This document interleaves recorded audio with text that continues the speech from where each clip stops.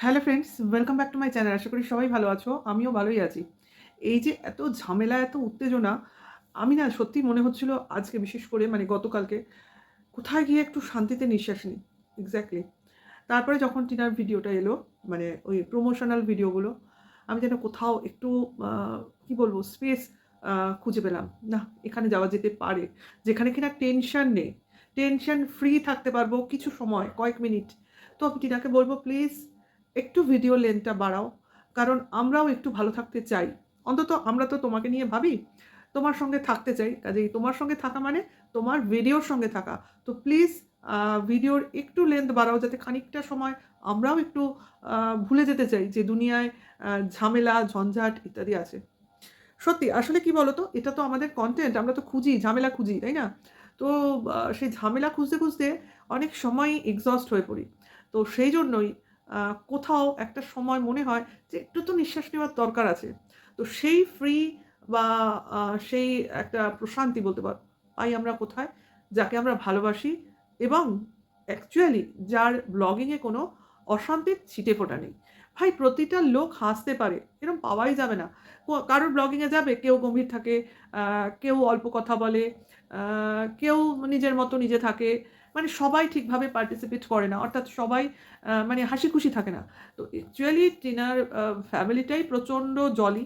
তো সেখানে গেলে সত্যিই ভাবি এরকমও হয়। অ্যাকচুয়ালি এরকম হয়। ওরা মনে হয় রিয়াল লাইফেই এরকম। কারণ আমার কিছু, কিছু বন্ধু-বান্ধব আছে যাদের কাছ থেকে ওদের কথা আমি জানতে পারি যে ওরা মানে নিজের জীবনেও এরকম। অর্থাৎ ওর ফ্যামিলির লোকজনই এরকম।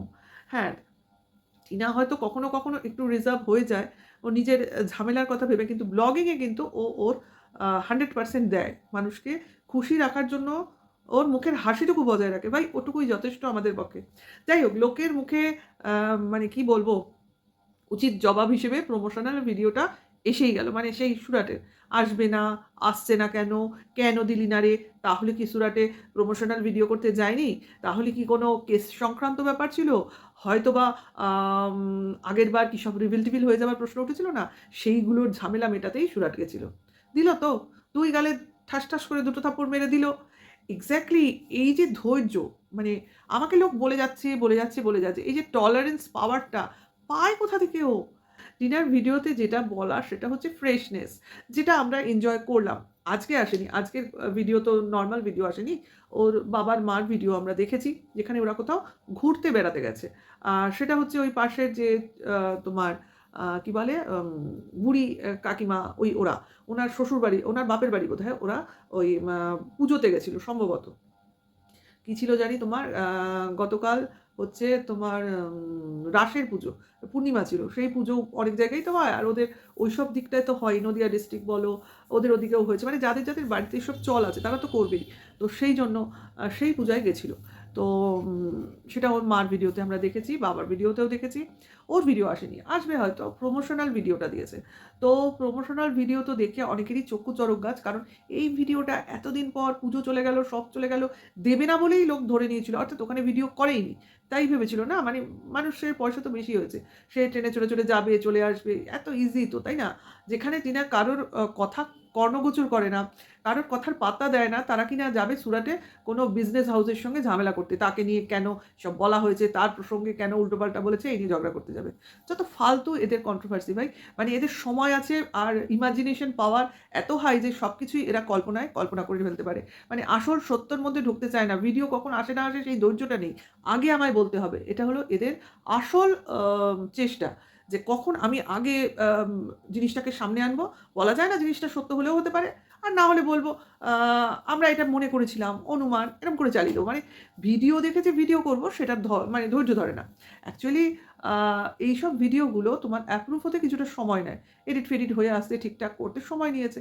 তা হবে কিছু প্রবলেম, না হলে পুজো চলে যাওয়ার পর ভিডিও আসবে কেন? কিন্তু এলো তো, ভিডিও তো পাবলিশ হলো। কাজেই ২ দিন আগে আর পরে। সে প্রবলেমটা কি না, সব যে করেছে তার ব্যাপার। কিন্তু একদমই আসবে না, আসবে না করে ভিডিও যখন এসে গেল, তখন কিছু লোকের মানে মুখে তো বলতে গেলে লাঠির বাড়ি, জুতোর বাড়ি, থাপ্পড় যাই বলো না কেন সপাসপ, সপাসপ পড়েছে। কারণ এত মানুষ স্যাঙ্গুইন হয়ে কারোর সম্বন্ধে বলে দেওয়া ঠিক না। ওই বলা উচিত অনুমান, সন্দেহ প্রকাশ করছি, হয়তোবা আর এমন ভিত্তিলেস কথা বলবোই বা কেন? এই দেখো টিনার কথা বলতে গেলে বেচুর কথা আসবেই। কাজেই দুজন দুজনের সঙ্গে যেহেতু একটা কম্পিটিশন এ যুক্ত হয়েছে, মানে তোমার ফাইট দিচ্ছে, একটা লিগ্যাল দিক থেকে নিজেদের সেপারেশন এর জন্য, নিজেদের ছেলের স্বত্ব পাওয়ার জন্য। কাজেই সেক্ষেত্রে দুজনের একজনের কথা বললে আরেকজনের কথা এসে যায়। মানে একজনের ছাড়া আরেকজনের চলে না, এরকম ব্যাপার। মানে আমাদের চলে না, ওদের চলে না তা না। ঠিক আছে? তাই যখন আমরা দেখি একদিকে বেচু ক্রমশ দলদলে ফেঁসে যাচ্ছে। মানে সে ভাবছে আমি ভীষণভাবে ফুলে ফেঁপে উঠছি, কিন্তু সে যে কি হচ্ছে সে নিজে জানে। আর অন্যদিকে মেয়েটা মানে টিনা ঠিক সেইভাবেই তার পথে ক্রমশ এগিয়ে চলেছে এবং সে শুধু কাজেই ফোকাস করছে। না, না সে কোনো প্রেম প্রীতি, না সে কোনো লাভ অ্যাফেয়ার এসবের মধ্যে নাক গলাচ্ছে, না ওইসবের মধ্যে সে থাকতে চাইছে। সে চাইছে শুধুমাত্র কাজ করতে, কাজ করে যেতে, মানে কাজের নেশায় তাকে পেয়েছে। অ্যাকচুয়ালি আমরা দেখলাম না গতকালের একটা ভিডিওতে সারা রাত্রি ধরে, গতকালের আগের দিনের ভিডিওতে সারা রাত্রি ধরে প্রমোশনাল ভিডিও করলো। সারা রাত্রি মানে সন্ধ্যে থেকে শুরু করলো প্রমোশনাল ভিডিও। কারণ প্রমোশনাল ভিডিও ৪ টে ভিডিও তাকে একই দিনে করতে হবে, কারণ তার সেরকমই কনট্যাক্ট। তাহলে এই যে একটা করার স্পৃহা, এই যে প্রতিটা ভিডিওর থেকে আরেকটা ভিডিও আলাদা করা, এই যে মাথায় বিভিন্ন তোমার প্ল্যানিং করা, এই যে একটা ইনভলভমেন্ট, এটাই কিন্তু ওকে ও ঝামেলা থেকে দূরত্বে রেখেছে, মানে ওকে ভালো রেখেছে। কিছু মানুষ দেখবে কাজের মধ্যে থাকলে ভালো থাকে। তো টিনার যে প্রমোশনাল ভিডিওটা সুরাটের এলো, দেখলে কতটা স্মার্টলি ও জিনিসগুলোকে হ্যান্ডেল করলো। অ্যাকচুয়ালি এটাও আগেও করেছিল, নতুনত্ব কিছু নেই। আগে যতটা অবাক হয়েছিলাম এইবার তো অবাক হইনি, কারণ ও এতটাই পারদর্শী বা এতটাই এটার উপর ওয়ার্কআউট করে যে ওর এখানে কোনো ভুল থাকে না। মোটামুটি একদম পরিষ্কার ঝকঝকে একটা ব্লগিং থাকে, যেটা দেখলে মনে হয় জিনিসগুলো কিনি, কিন্তু খুবই মানে কি বলবো, ভাগ্য খারাপ, ওটা বিজনেস পারপাসেই কেনাকাটি হয়, নিজস্ব শখে হয় না। তো কেউ যদি বিজনেস করতো তো তার থেকে কেনা যেত, তাই না? সেটা যারা করবে তাদের, আমাদের সঙ্গে এরকম কারোর যোগাযোগ নেই আনফর্চুনেটলি। কাজেই এরকম সম্ভাবনাও নেই। যাই হোক, জিনিসগুলো খুব সুন্দর, অ্যাট্রাকটিভ, দেখে ভালো লাগলো। সবথেকে বড় কথা, ভিডিওর প্রমোশন পোর্শনটা খুবই ভালো লাগলো এবং ঝকঝকে তকতকে রিপ্রেজেন্টেশন। ওর মাকেও ওর সঙ্গে খুব সুন্দরভাবে মানানসই হয়ে গেছিলো।